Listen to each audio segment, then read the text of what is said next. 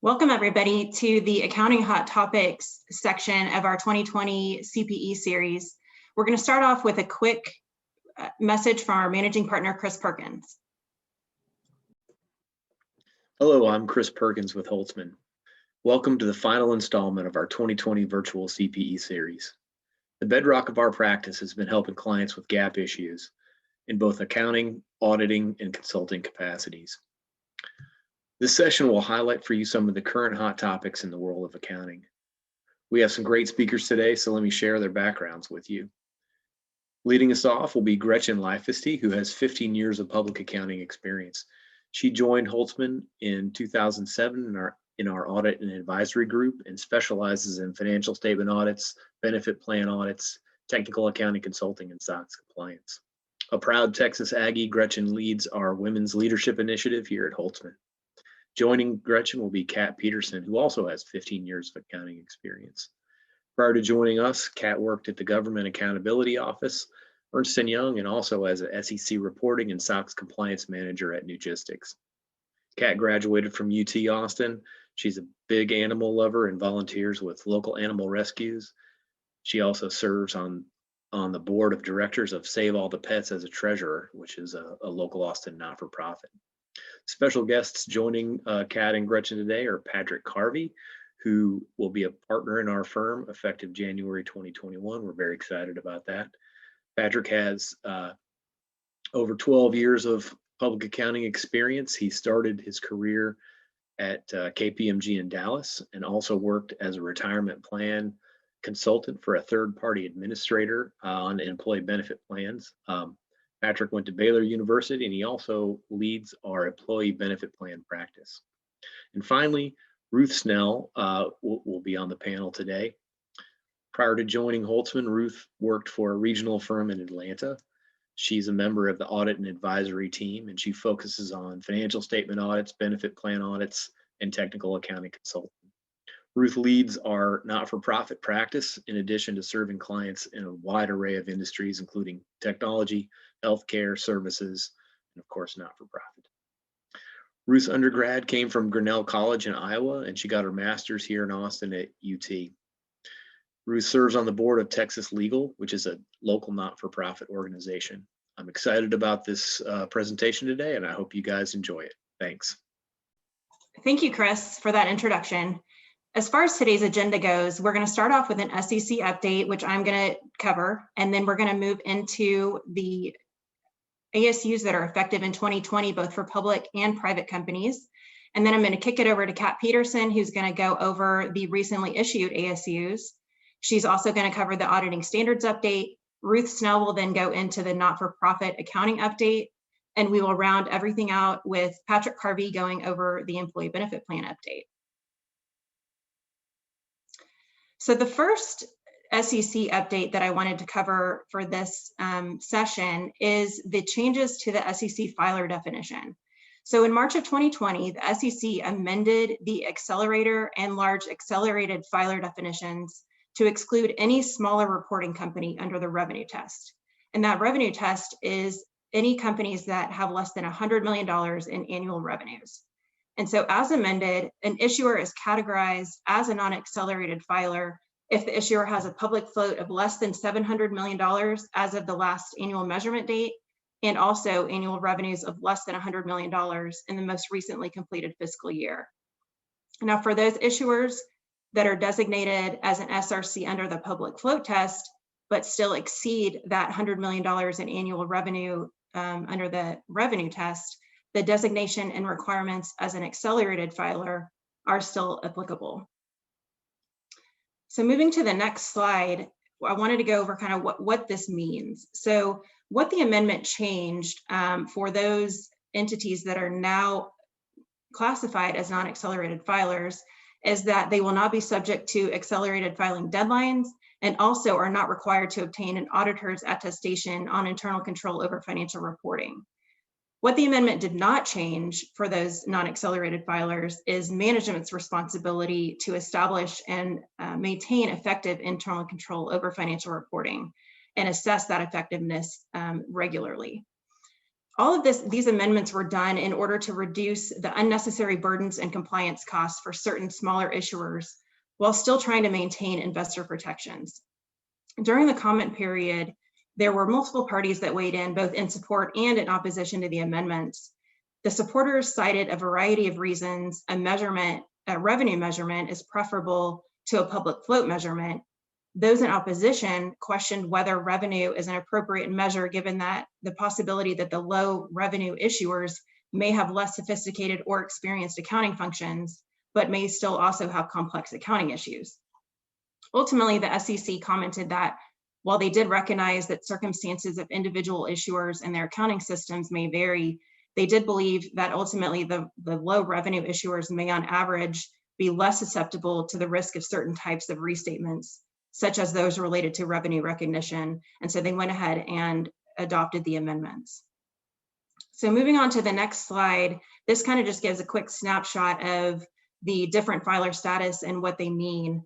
And so you can see on the far left side, the non-accelerated filer and the small reporting company, if you fall into those buckets, like I said, there is no need for an auditor assessment of internal controls over financial reporting, while the accelerated filer and large accelerated filer status still maintains that auditor assessment. So moving on to the second SEC item that I wanted to discuss is the amendments to the requirements for significant acquired businesses. In May of 2020, the SEC amended financial disclosure requirements for acquisitions and dispositions of businesses. So when a registrant acquires a significant business, SEC rules have historically required disclosure of separate audited annual and unaudited interim pre-acquisition financial statements of that business if it is significant to the registrant. And the number of years of financial information that must be provided depends on the relative significance of the acquisition to the registrant. And so this amendment changed the significant tests in the significant subsidiary definition to improve their application and to assist registrants in making more meaningful determinations of whether a subsidiary or an acquired or disposed business is significant. These new rules are effective January 1st of 2021 for calendar year-end companies, but early compliance is permitted. The amendments are intended to reduce the complexity and costs associated with the preparation of historical financial statements and pro forma financial information and elicit more meaningful disclosure.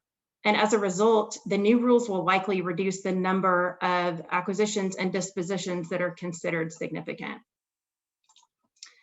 So the next slide starts to dig in a little bit more into what actually was amended in the significance test. So as amended, a registrant that has acquired a business is required to provide financial statements and pro formas if the business exceeds 20% significance using the highest of the asset test, the investment test, and the income test. The next slide kind of goes into more detail about what each of these tests is. So the asset test actually did not change under the amended rules. The registrant in the asset test compares the proportionate share of the acquired business's total assets to its consolidated total assets to get the significance percentage. The investment test and the income test both did change under the amendments. So the investment test currently, before the amendment was passed, the investment test compares the registrant's investment in the target business to the registrant's total assets to determine significance. As amended, the registrant will compare its investments to the aggregate worldwide market value of the registrant's voting and non-voting common equity when that's available. When it's not available, the registrant can still use the total assets as the benchmark. The income test historically has evaluated significance by comparing the target and the registrant's income from continuing operations before taxes and extraordinary items.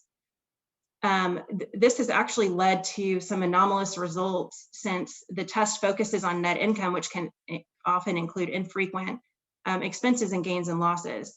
So the new income test adds a revenue component, which will compare the acquired business's revenue to the registrant's revenue. And then significance is measured using the lower result of the revenue or the income component. It's worth noting, though, that the revenue component of the test can only be used when the acquired business's when the acquired business and the registrant both have material revenue during each of the past 2 fiscal years. So moving on to the next slide, there's this is a table that kind of gives a overview of what the current requirements are as well as the amended. So under the current rules, historical audited and interim financial statements of the acquired company may be required to be presented for up to 3 years, depending on the relative significance of the acquired business. The new amendments reduce the number of years from 3 years to up to 2 years. 2 years would be the max, depending on the relative significance. And so you can see in this table that if the acquisition or the acquired business is less than 20% significance, there are no financial statements required. Once you pass that 20% threshold, the requirement could be 1 or 2 years, but no more than 2 years. Moving on to the next slide, the last SEC item I wanted to discuss is actually one that came out just a couple of weeks ago, where the SEC adopted amendments to Regulation SK to eliminate and revise certain disclosure requirements. And so at a high level, what these amendments did was to omit the table of selected quarterly financial data that are currently provided for each quarter of the 2 most recent fiscal years. It also eliminated the requirement for a registrant to present in the MD&A a table of selected financial data for each of its last 5 years, and then also made several changes to modernize and simplify the MD&A requirements. And these rules can be applied 30 days after publication, and compliance is mandatory 210 days after publication. Before that mandatory date, registrants can actually choose which amendments or which of the amended items they would like to comply with. So before moving into the ASUs that are effective in 2020, I wanted to launch our first polling question. And so you should see the polling question pop up on the screen, and definitely take a couple of minutes to read the question and answer. The question is, what is the most significant project your accounting department has taken on during 2020? Is it implementation of new accounting standards, the revenue recognition, leases? Is it figuring out how to function in a remote working environment, a new system or ERP implementation, or some other project that the team has taken on? So again, please take some time to answer that question, and we will publish the results as soon as they are ready. So moving into the accounting update section, I'm going to go over first the ASUs that are effective in 2020 for public calendar year-end entities, and then I will move into those that are effective for non-public companies. The first significant ASU that is effective in 2020 for public entities is ASU 2016-13, which is the measurement of credit losses on financial statements. And this is effective in Q1 of 2020 for SEC filers that are not smaller reporting companies. And it's actually not effective until 2023 for smaller reporting companies and private companies. And so this amendment affects all companies holding financial assets, which includes loans, debt securities, trade receivables, net investments, and leases, and really any financial asset that has the contractual right to receive cash.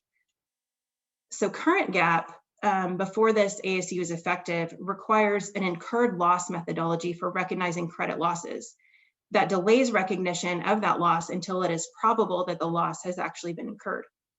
And so previously, when credit losses were measured under GAAP, an entity generally only considered past events and current conditions when measuring the incurred loss. And so users of the financial statements expressed some concern that the current GAAP restricts the ability to record credit losses that are expected, but may not have met that probable threshold yet. And so what this update does is requires the use of forecasted information to incorporate more timely information in the estimate of expected credit losses, which will be more useful to the users of the financial statements. The changes eliminate the probable initial recognition threshold in current GAAP and instead reflect an entity's current estimate of all of the expected credit losses. The amendments in this update will be applied through a cumulative effect adjustment to retained earnings as of the beginning of the reporting period in which the guidance is effective. Now, there have also been quite a few other ASUs issued that are clarifying the original ASU, and these are all also effective at the same time. The second ASU that I'm going to talk about in a little bit more detail is ASU 2017-04, which is the simplifying the test for goodwill impairment. And again, this ASU is effective in Q1 of 2020 for SEC filers that are not smaller reporting companies. And what this does is, in order to simplify the subsequent measurement of goodwill, FASB has eliminated step 2 from the goodwill impairment test, which was the step that measured a goodwill impairment loss by comparing the implied fair value of a reporting unit's goodwill with the carrying amount of that goodwill. Now, instead, under this ASU, an entity will perform its goodwill impairment test by comparing the fair value of a reporting unit with its carrying amount, and then recognize an impairment charge in the amount by which that carrying value exceeds the reporting unit's fair value. This also eliminated the requirements for any reporting unit with a 0 or negative carrying amount to perform a qualitative assessment of goodwill impairment. And then the last ASU on this slide that I'm going to talk about is ASU 2018-13, which are the changes to the disclosure requirements for fair value measurement. This one is actually effective for all entities, public and private, that are required under existing GAAP to make disclosures about recurring and non-recurring fair value measurements. This amendment removed certain disclosures, modified certain disclosures, added certain disclosures. And so I'm not going to go into detail about what those changes were, but for the most part, the amendments should be applied retrospectively to all periods presented upon their effective date, although there are certain items that can be presented prospectively. So if this ASU will affect your company, I encourage you to go and read those changes in more detail to figure out what the impact will be for your individual company. Moving on to the next slide, the only one I'm going to talk about in detail on this one is the first one, which is ASU 2018-15, which is the accounting for implementation costs incurred in a cloud computing arrangement that is a service contract. Current GAAP does not specifically address the accounting for implementation costs of a hosting arrangement that is a service contract. And by that, it means an arrangement that does not actually include a software license. The amendments in this update align the requirements for capitalizing implementation costs incurred in a hosting arrangement that's a service contract with the requirements for capitalizing implementation costs incurred to develop or obtain internal use software. And so therefore, what that means is a company and hosting arrangement that's a service contract determines which project stage an implementation activity relates to. And if the cost for that implementation activity is in the application development stage, those costs are capitalized, while the costs for the preliminary project and post-implementation stages are expensed as those activities are performed. The costs that actually end up being capitalized are expensed over the term of the hosting arrangement, and they are classified, the costs are classified in the same line item on the income statement as the fees associated with the actual hosting arrangement. And the amendments in this update can be applied either retrospectively or prospectively to all implementation costs incurred after the date of adoption. The rest of the ASUs on this slide, as well as the next slide, I'm not going to go into in a lot of detail, but wanted to list them out here so people that may be affected by them can look into them further. And we will provide the slides after the training is over so you can look at those in more detail. Moving on to the next slide, which is the first one discussing the ASUs that are effective in 2020 for non-public calendar year-end entities. The big one that was issued in 2020 is 2020-05, which is the amendment that deferred for 1 year the required effective date of the new revenue recognition standard, which is ASC 606, for entities that are not public and that as of June 3rd of 2020 had not yet issued their financial statements reflecting the adoption of 606. So I know a lot of companies that had not yet issued their financial statements were breathing a sigh of relief that they did not actually have to go through with the implementation of 606 during 2020. And it has now been pushed to, they can elect to adopt the guidance for annual reporting periods beginning after December 15th, 2019, although companies could still have early adopted those requirements. Additionally, this update deferred the effective date for the new leases standard as well for private companies, that is ASC 842, And that standard is now effective for fiscal years beginning after December 15th, 2021. So there's a little bit more time to prepare for that lease standard. ASU 2018-07 is effective in 2020 for non-public companies. And that one addresses improvements to non-employee share-based payment accounting. This is another one of part of FASB's simplification project to reduce the cost and complexity in financial reporting. And what this amendment does, it expands the scope of Topic 718 to include share-based payment transactions for acquiring goods and services from non-employees. Previously, non-employee share-based payment awards were measured at the fair value of the consideration received or the fair value of the equity instruments issued, whichever could be more reliably measured. But as amended, consistent with the accounting requirement for employee share-based payment awards, non-employee share-based payment awards are measured at grant date fair value of the equity instruments. Also, previously, the measurement date for the equity classified non-employee share-based payment awards was the earlier of the date at which a commitment for performance is reached and the date that the non-employee's performance is complete, which led to these awards having to be marked to market at each reporting period. And so now, as amended, these equity classified non-employee share-based payment awards are actually measured at the grant date rather than having to be marked to market at each reporting period. The last one on this slide, 2018-13, is the fair value measurements amendment that we already talked about in a previous slide. And then the ASUs that are listed on the next two slides, again, I'm not going to go over in significant detail, but have listed here in case there are any companies listening that are interested in learning more about those ASUs on their own. So now I'm going to kick it over to Kat Peterson, who is going to go over the recently issued accounting pronouncements in 2020. Kat? So much, Gretchen. So like Gretchen said, I'll be talking about the standards that are issued in 2020. So these are going to be, for the most part, effective in future periods, but were issued during 2020. So the FASB has issued 11 standards to date in 2020, which is pretty consistent with the number of standards that they issued in 2019. And were primarily changes and updates and deferrals of new guidance that's out there, such as revenue and leases that Gretchen mentioned, and the insurance standard.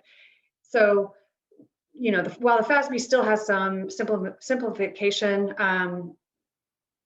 things on its initiative, on its timeline, at this point, a lot of the changes, especially with COVID and everything happening this year, a lot of the changes have been focused on just making some changes to things big projects that have already been issued.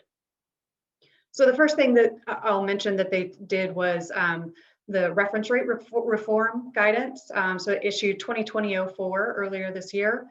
And so what this standard does is, since the London Interbank rate, the LIBOR rate, is going away, any companies that have contracts, leases, debt, or other contracts that reference LIBOR will all need to be amended to reference a different reference rate instead of LIBOR.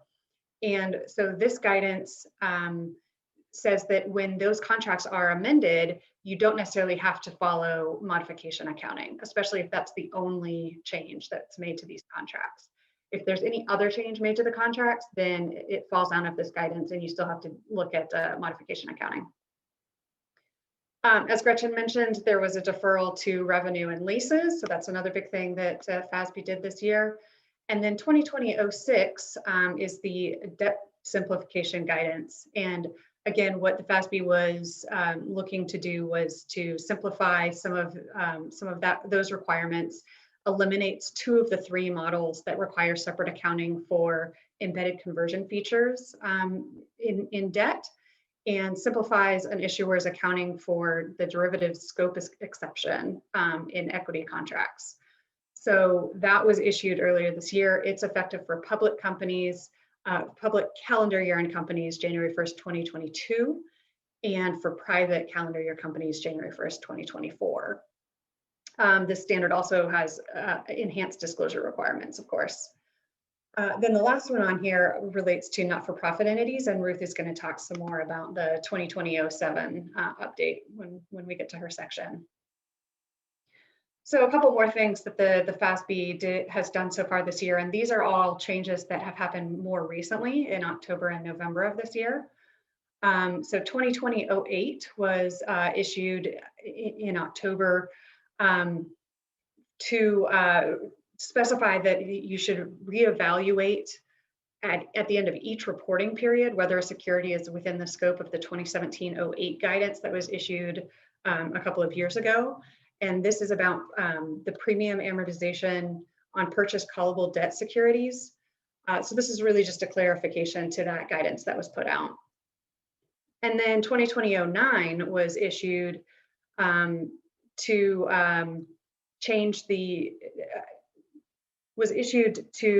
amend the codification related to some SEC paragraphs that were amended in the SEC rules.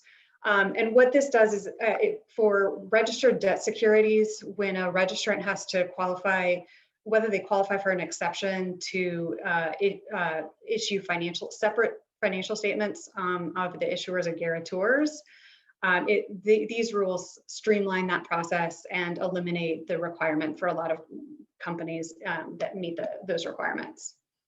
Then ASU 2020-11 was issued, and that defers the insurance contracts guidance for a year. And so that's 2018-12 was that original. 2018-12 was that original guidance, and that was originally deferred by 2019-09. And now this 2020-11 standard pushes that deferral out for another year so that this standard is effective for public calendar year and companies January 1st, 2023, and for non-public January 1st, 2025. So let's, just before we move on to the auditing standards update that I wanted to spend a few minutes on, I wanted to make sure to point out that most of the significant accounting issues that are going to be encountered in 2020 are going to relate to the effects of COVID, as you might imagine.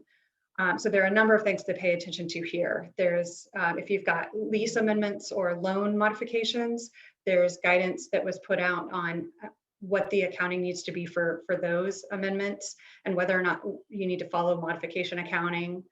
If you've got CARES Act or other government assistance, there's considerations for how to account for that assistance, and Ruth will be just talking about that more as we get to her section.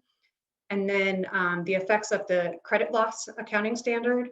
So with the credit losses, possibly, you know, with the estimates that have to be made under that standard and the current effects, you know, of COVID on that.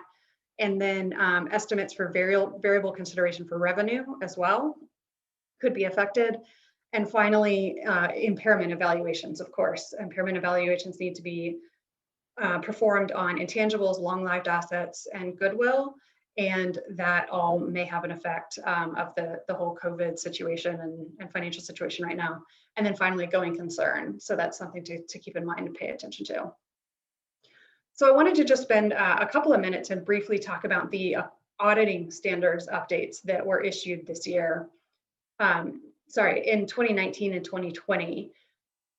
The AICPA issued their statements on auditing standards, and they issued 134 to 140. So a slew of standards were issued over this time period, and made some significant changes to what your auditor has to communicate and document in these various areas. So significant risks, related parties, significant unusual transactions, independence, made some changes to reviews and added materiality to reviews, and then reporting on supplementary information. So most of this may affect you as your auditor has questions or is asking for additional things in order to meet these new requirements. But the biggest change probably that all of you will notice is SAS 134 made significant changes to the form and the content of the auditor's report. And so this has, it'll include enhanced reporting related to going concern. And so the wording will be different and will be in a different order. And I'll bring up an example in a minute, but you may be familiar with this if you've looked at any public company audit reports, because the public company standards issued by the SEC changed last year, or have already changed. And so this is really applying those changes to private company reporting, and will change either for 2020 audits, or we'll talk about in a minute, possibly that'll be deferred to 2021. So SAS 134, and another thing it does is it introduces the concept of key audit matters, and your auditor could report on key audit matters, but unlike with public companies, where public company auditors have to report on critical audit matters, reporting on key audit matters is not required by GAS. And so that'll only happen if you engage your auditor specifically to report on key audit matters. So that brings us to our polling question number 2. So we'll pop up that question. You'll see it on your screen there. And this question is, what are your thoughts on reporting key audit matters and critical audit matters? So maybe you're public and your auditor is already reporting on critical audit matters, which is required for public auditors.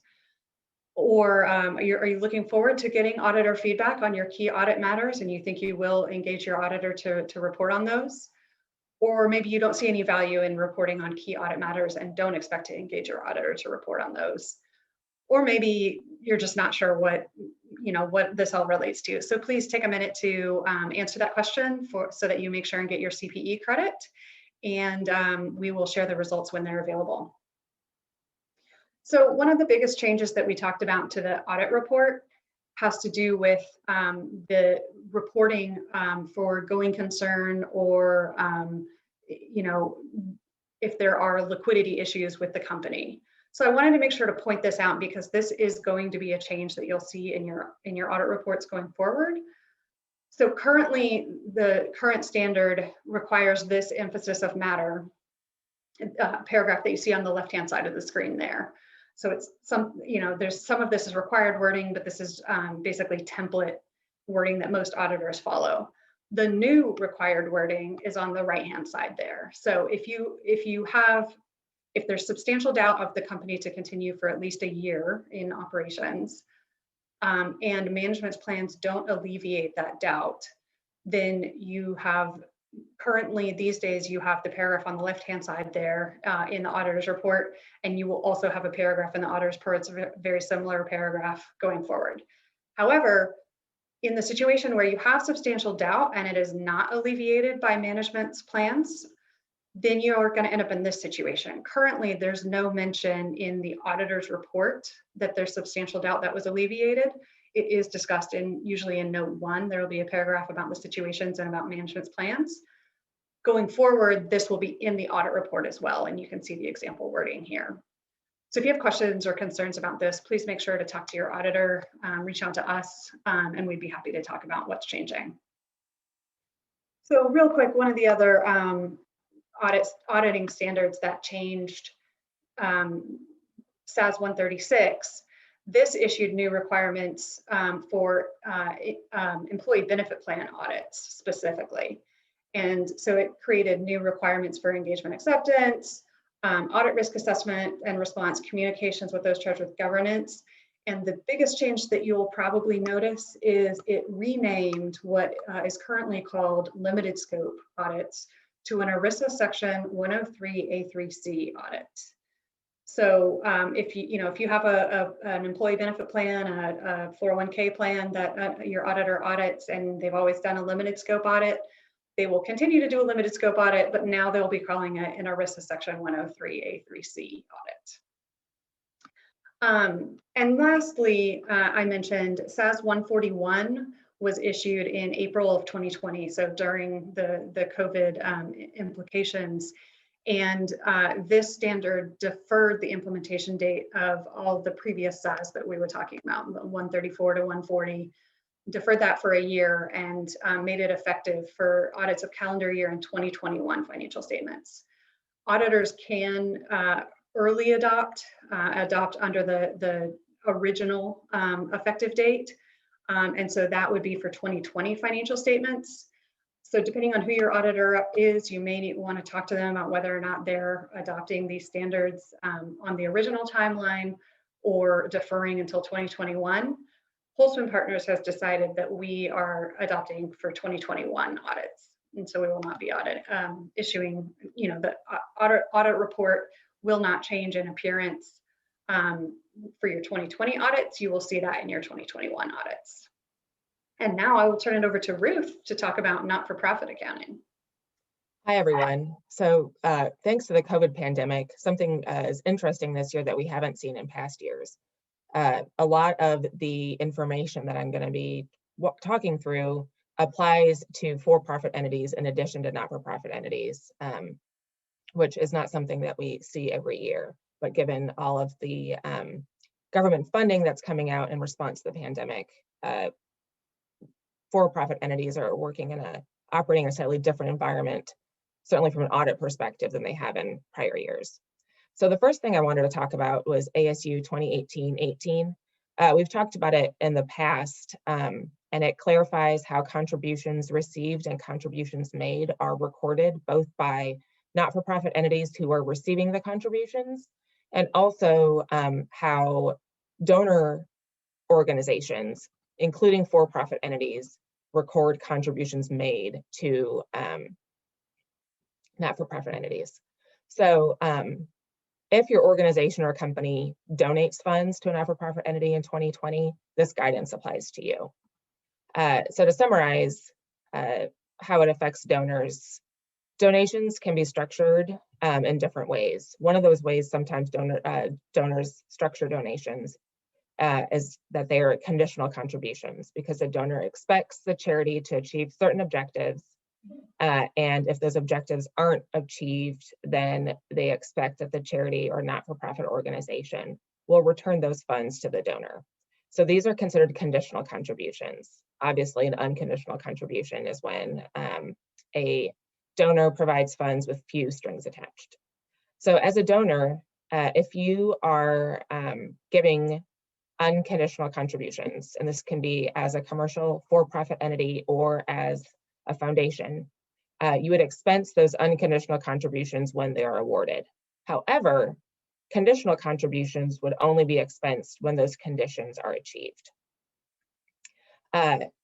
Additionally, just wanted to point out that this ASU also included some clarifications about exchange transactions, and just wanted to make sure that everybody knows that in a not-for-profit environment, an exchange transaction falls under ASC 606. So if you're a not-for-profit organization and you're providing a service or a good to a funding organization, and the service or good that you're providing, you're receiving commensurate value for it from the funding organization, it's an exchange transaction. And in those cases, again, it falls under ASC 606. It would not fall under not-for-profit revenue guidance. The next ASU I wanted to touch base on is ASU 2020-07. Kat alluded to it earlier, but this guidance, which is effective for annual periods beginning after June 15th, 2021, provides additional disclosures related to donated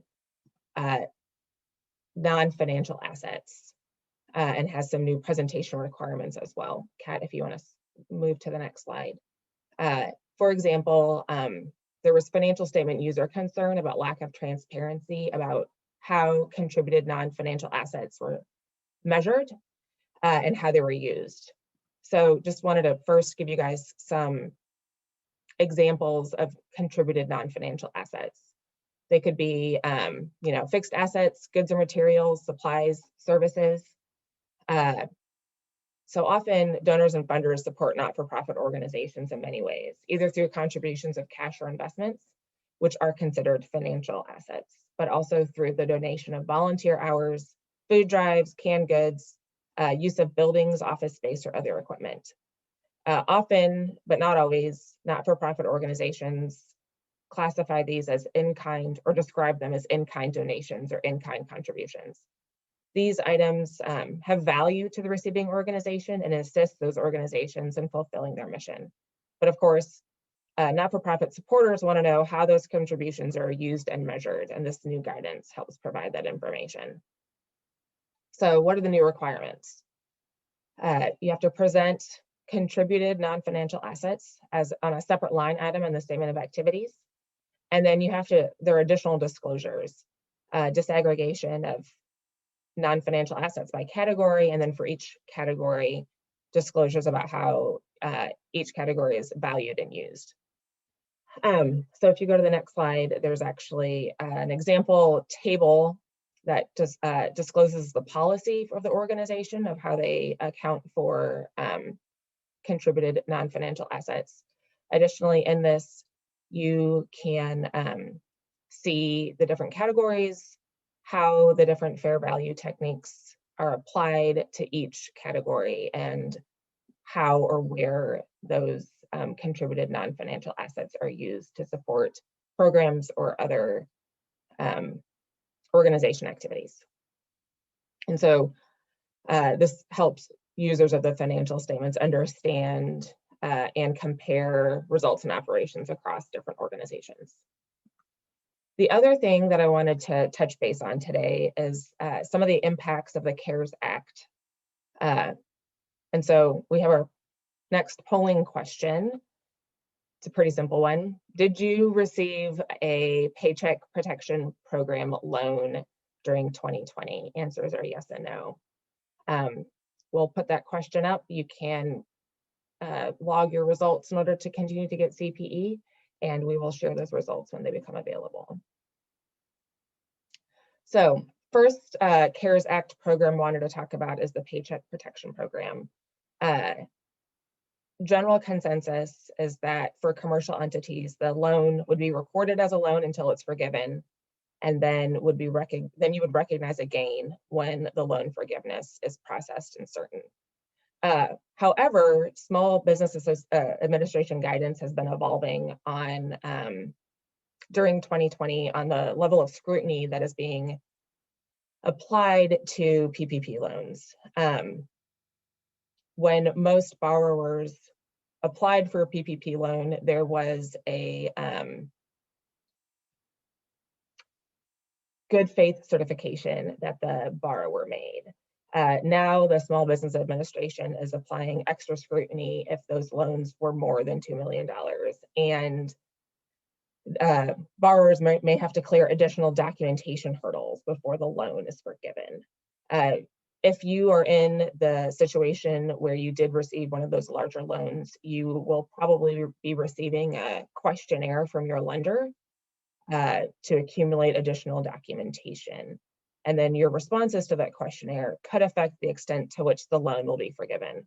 I know for sure that the AICPA is pushing back on this, trying to get the Small Business Administration to adjust how they're planning to evaluate whether or not borrowers appropriately received the loans. But you should certainly discuss implications of this with your lender, and then also make sure that your financial statements have appropriate disclosures related to this uncertainty as you close out 2020. The next program I wanted to talk about was the Economic Injury Disaster Loans. This was an existing program that was significantly expanded under the CARES Act. So both this loan and then the provider relief funds I'm going to talk about shortly are subject to single audit requirements if your entity received and expended more than $750,000 in federal funds during the year. The economic injury disaster loans generally were smaller than the PPP loans.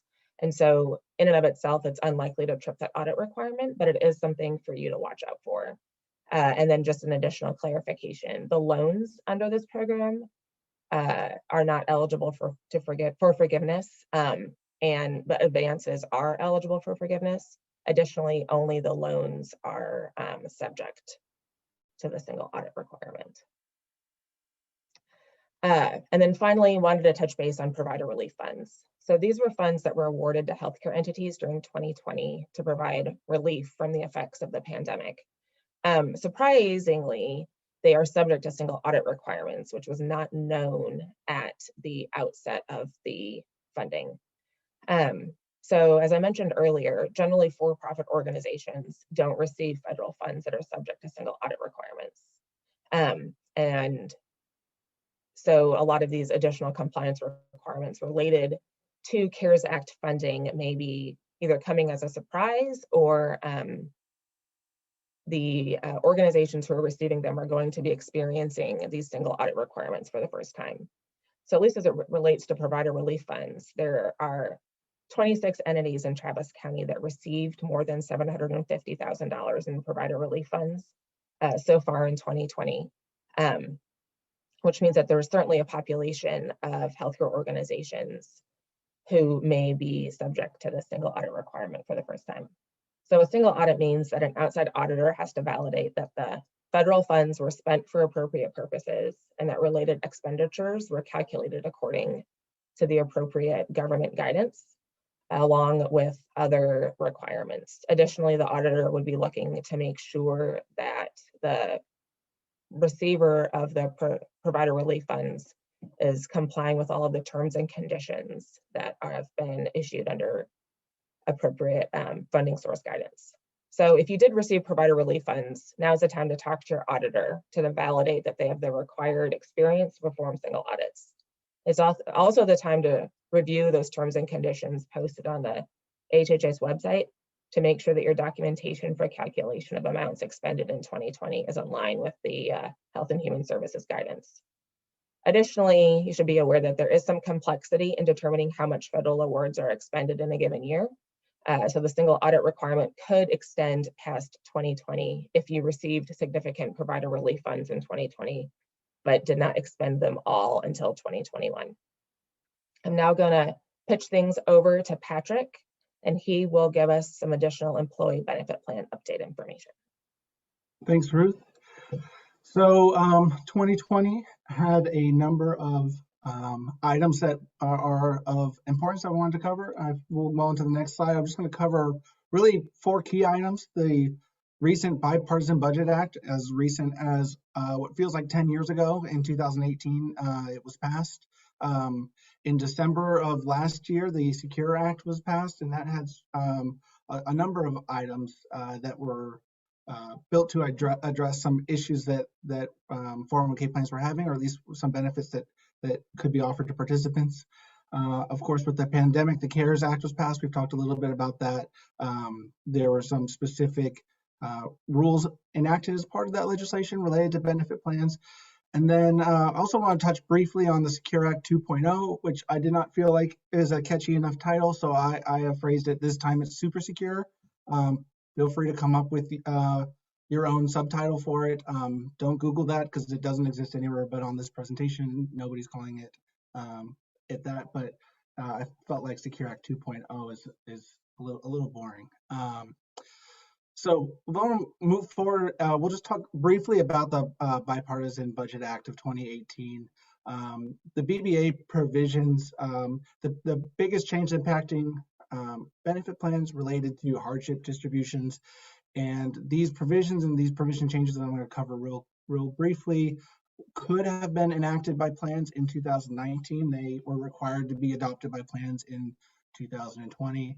I mentioned it here in December of 2020 in that if you are responsible for administration of your plan or oversight, and this is news to you, something that you should look into before the year is out, make sure that going into 2021 you have the provisions correct, and of course look into any corrective actions. Essentially the rule change relates, as I said, to hardship distributions, which essentially say if a participant is having a financial difficulty, it gives them a way to access their funds that are in a defined contribution account. And those were limited to employee deferrals, and also often there would be a restriction on eliminating deferrals 6 months after a hardship was taken. Moving forward, these BBA provisions eliminate that 6-month contribution suspension, eliminate a requirement to take plan loans, and also you no longer were restricted to just employee deferrals. Other contribution sources were allowed. So there is also a 3-part standard I'll skip over just for the sake of hopefully you guys are all already compliant, and this is old news for you. But the slides will be made available, and feel free to connect if you want to discuss more. Moving forward to the Secure Act, a few new features, as I mentioned, related to the Secure Act, a new distribution type for birth or adoption distributions. So that's a $5,000 withdrawal limit. It's penalty free, and the participant has the option to repay. So that's a new feature that can be added. That's $5,000 withdrawal limit per employee. So if an employee and a spouse each have a 401k, they can each take out $5,000 for that same child, and also then have the option to repay that at a future date. The next 2 points are relatively small, but might apply. So it's really to incentivize new plans to be enacted. Plans exist generally for the benefit of the employees, and the DOL appreciates that. So there's the IRS has funded or has supported a increased startup credit for both small businesses creating a plan and small businesses who create a plan with an eligible automatic contribution arrangement, funnily known as EACA. So something to look into if you are a small business and looking at starting a plan that might apply to you. And then there's a maximum cap. These automatic contribution arrangements have a cap of contributions to 10% of compensation, and that limit is increased to 15%.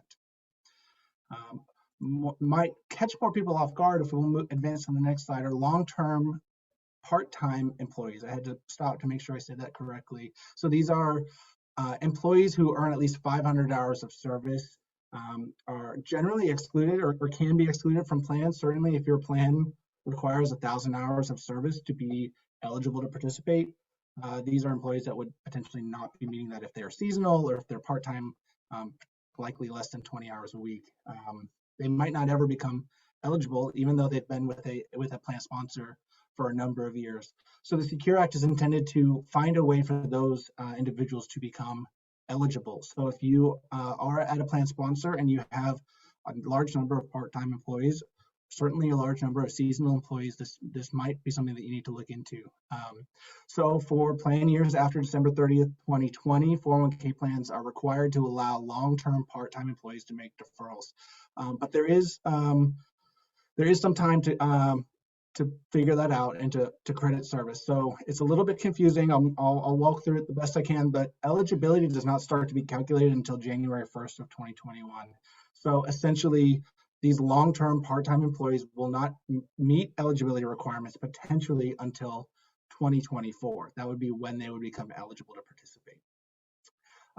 When they become eligible to participate, their vesting is based on all years of service. So that actually would go back to their date of hire, as long as they completed 500 hours of service in a year. They would be credited with a year of service for vesting purposes.